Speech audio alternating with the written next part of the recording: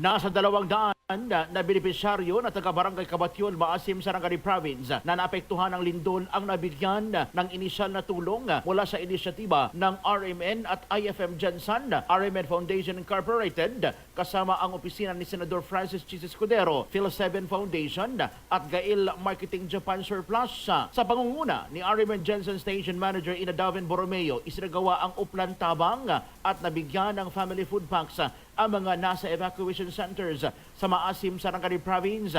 Laman ng food pack ay ang bigas, canned goods, mineral water at iba pa. Inisyal pa lamang ito na tulong habang paparating na rin ang tulong mula sa RMN Foundation mula sa main office ng RMN Networks.